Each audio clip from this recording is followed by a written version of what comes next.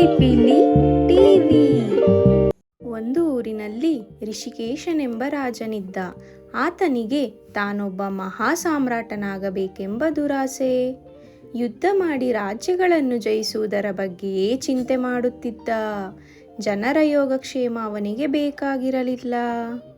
ಒಮ್ಮೆ ಕಾಡಿನಲ್ಲಿ ಬೇಟೆಗಾಗಿ ಋಷಿಕೇಶ ರಾಜ ತನ್ನ ಭಟರೊಂದಿಗೆ ಅರಣ್ಯಕ್ಕೆ ಹೋದ. ಬೇಟೆ ಹುಡುಕುತ್ತಾ ಬಹುದೂರ ಸಾಗುತ್ತಾನೆ. ಒಂದು ಪ್ರಾಣಿಯೂ ಕಾಣಿಸುವುದಿಲ್ಲ. ಬಹಳ ದೂರ ಹೋಗಿದ್ದ ಮಹಾರಾಜ ತನ್ನ ಭಟರಿಂದ ತಪ್ಪಿಸಿಕೊಂಡಿದ್ದ. ಹಸಿವೆಯ ಜೊತೆಗೆ ಬಾಯಾರಿಕೆಯೂ ಹೆಚ್ಚಿತ್ತು. ಆಚೀಚೆ ನೋಡುತ್ತಿದ್ದಂತೆ ಒಂದು ಗುಡಿಸಲು ಕಾಣಿಸಿತು. ಮಹಾರಾಜ ಅತ್ತ ಹೋಗಿ, ಯಾರಿದ್ದೀರಾ? ತುಂಬ ಬಾಯಾರಿಕೆ ಆಗುತ್ತಿದೆ, ಕುಡಿಯಲು ನೀರು ಕೊಡುತ್ತೀರಾ ಎಂದು ಕೂಗುತ್ತಾನೆ. ಆಗ ಗುಡಿಸಲಿನಿಂದ ಮುನಿಯೊಬ್ಬರು ಬಂದು, ಬನ್ನಿ ಪ್ರಭುಗಳೇ, ಒಳಗೆ ಬನ್ನಿ ಎಂದು ವಿನಂತಿಸಿದ. ಚಾಪೆ ಹಾಸಿ ಮಹಾರಾಜನನ್ನು ಕುಳಿತುಕೊಳ್ಳುವಂತೆ ಹೇಳಿದ.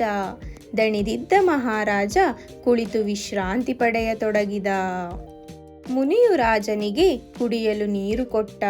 ನೀರು ಕುಡಿದ ರಾಜನಿಗೆ ಆಯಾಸವೆಲ್ಲ ಪರಿಹಾರವಾದಂತೆನಿಸಿತು. ನಂತರ ಆ ಮುನಿ ಬಾಳೆ ಎಲೆಯೊಂದರಲ್ಲಿ ಚಿನ್ನದ ನಾಣ್ಯಗಳನ್ನು ತಂದು ರಾಜನಿಗೆ ಕೊಟ್ಟು, ತಿನ್ನಿರಿ ಮಹಾರಾಜರೇ, ತುಂಬ ಹಸಿವೆಯಾಗಿರಬೇಕಲ್ಲವೇ ಎಂದು ಕೇಳಿಕೊಂಡ. ರಾಜನಿಗೆ ಕೋಪ ಬಂದು, ಏನಿದು ಪರಿಹಾಸ್ಯ ಮುನಿವರ್ಯ, ಚಿನ್ನದ ನಾಣ್ಯಗಳನ್ನು ತಿನ್ನುವುದುಂಟೆ ಎಂದು ಹೇಳಿದ.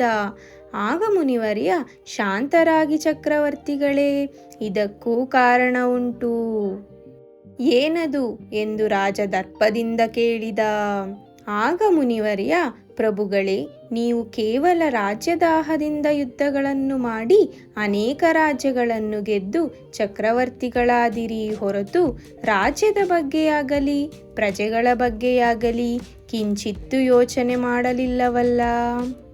ರಾಜ್ಯದಲ್ಲಿ ಮಳೆ ಇಲ್ಲದೆ ಬರಗಾಲದಿಂದಾಗಿ ಜನರು ಪಕ್ಷಿ ಪ್ರಾಣಿಗಳು ಬಳಲಿ ಹೋಗಿವೆ. ಹೀಗಿರುವಾಗ ನೀವು ಮೋಜಿಗಾಗಿ ಬೇಟೆಗೆ ಬಂದಿರುವಿರಲ್ಲ, ಇದು ನ್ಯಾಯವೇ?